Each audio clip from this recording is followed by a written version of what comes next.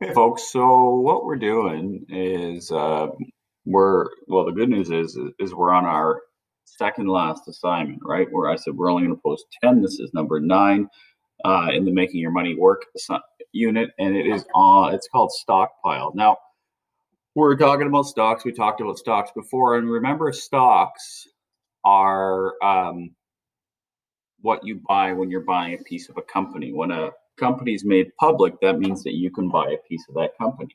Why would you want to do that? Well, as that company makes more money and becomes worth more money, the price that you paid for the stock will go up. So you're able to sell that stock for more than you paid for it, which would be the goal. I just went to my computer and I clicked on Google, and Google is an example of a stock that has gone up a ton over time. So Google stock price. You could Google absolutely anything and it comes up right away. So what's Google stock price right now? Well, $1,769.60. Wow. That's pretty crazy. That means if you want to buy one share of Google, you have to pay somewhere around, I'm just ballparking this. That's about $2,300 Canadian. If you click on any stock price, you could see its performance over the last little while. And if you look at the last 5 days, you'll see that that stock price has gone from 1745 all the way down to 1700. So here's the thing, if you bought the stock for $1,700 on January 6th, you could sell it today and make about $60. Not bad.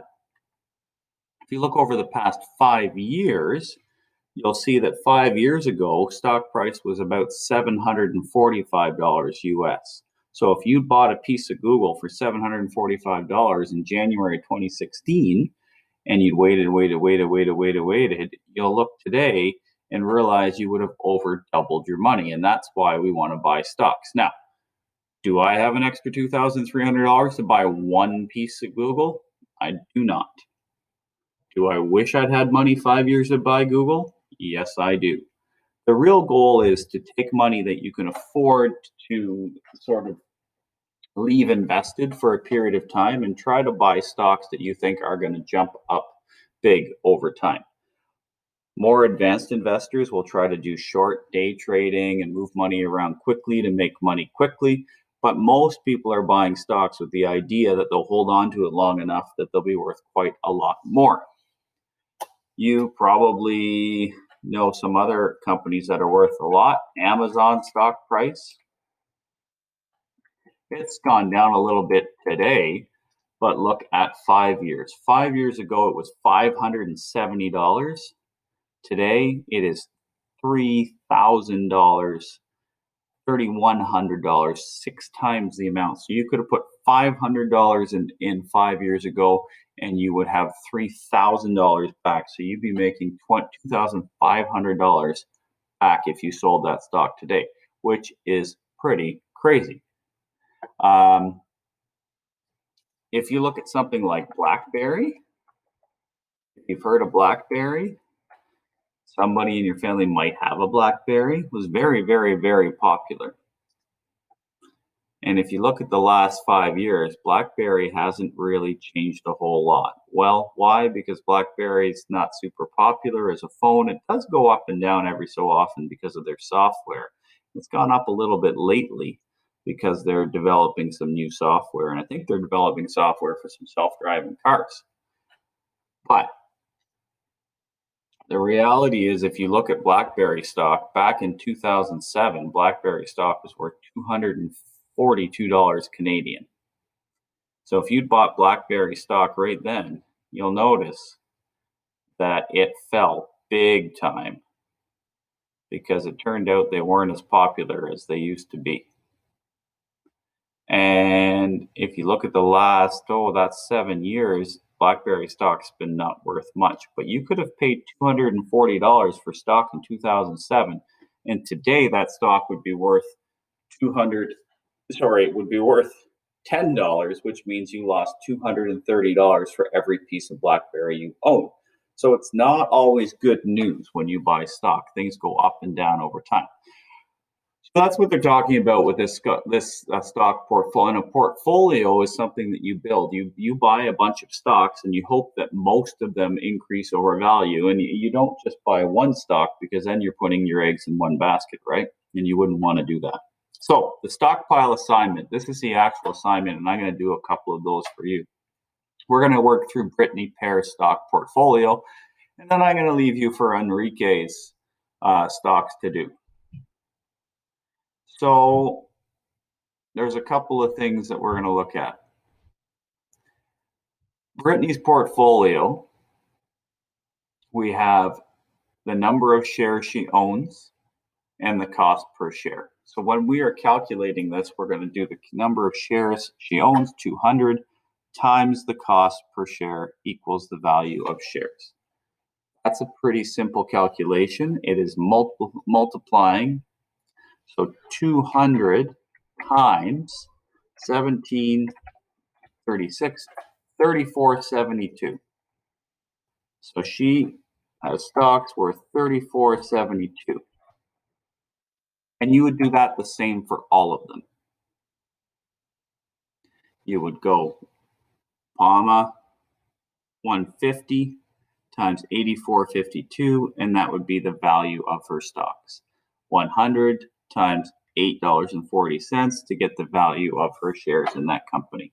Then you're going to add them all up to find the value of her portfolio. Brittany has decided to invest $1,000 in Pat's Dala Rail. So, Dala Rail.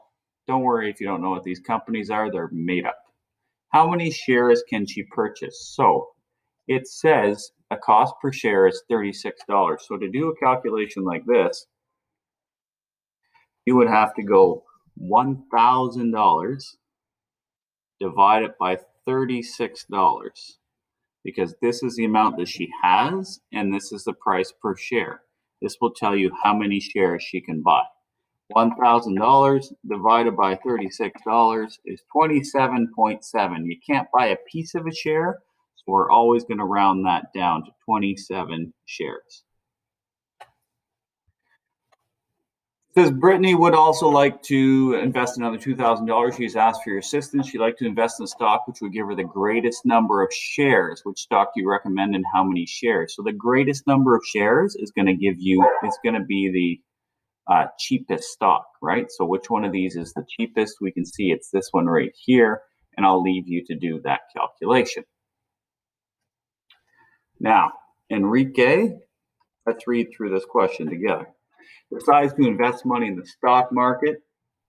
What's the value of Enrique's portfolio? So you do it the exact same way. We go times, times, times, times.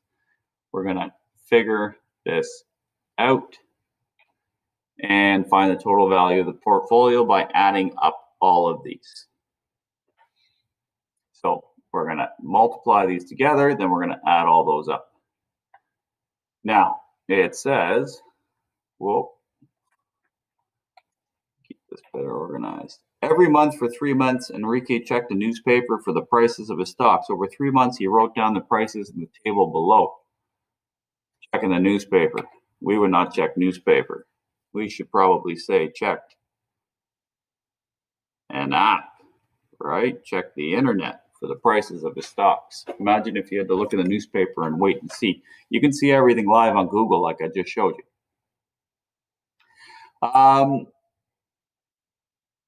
The nice thing here is that I think this is going to be something, first of all, that's a little bit difficult for us to do. So you don't have to do the spreadsheet. But what I wanted you to see is you can see that month 1, the price goes up. Month 2 goes up some more. Month 3, it goes down some more. It says, what is the total value of Enrique's portfolio at the start in Part A after 1 month, 2 months, and 3 months? Well, that would be fun to do. That's going to really take a lot of time. So I'm not going to require you to do that. I just want to talk about these questions in the video. It says, how much does the total value of Enrique's portfolio change over the 4 months? Difference between the highest and lowest values. Well, you would find out the value of his portfolio in month 1. You could find the total value. So you could go if you really wanted total. And you could do this for all of them if you wanted. You'd figure out the difference between them. I'm saying you don't have to, though. I just wanted you to watch this video and understand. So what I'll say is we'll make that bonus and that question bonus. You do not have to do them. Explain what would happen if Enrique invested all his money into only the stock of Download, and explain why it's important to diversify. This is a question that you definitely need to answer. So let's look at Download, and I'll give you a hint right now. Things have not gone well, right? Why would you want to diversify and own more than one stock? Well, I'll let you answer that question, but here's a big hint. What happened in month 3? That's not good. What advice would you give Enrique about investing based on the 4-month performance of these stocks? So after 4 months, we're here, and what kind of advice would you give him? That is stuff I want you to think about. I'd like to see you telling me something about how you should invest in a variety of different things. Okay, that's it. That's not so bad. I don't think so. Anyways, if you've got questions, as always, send me messages. Thank you for watching the video. Talk to you soon.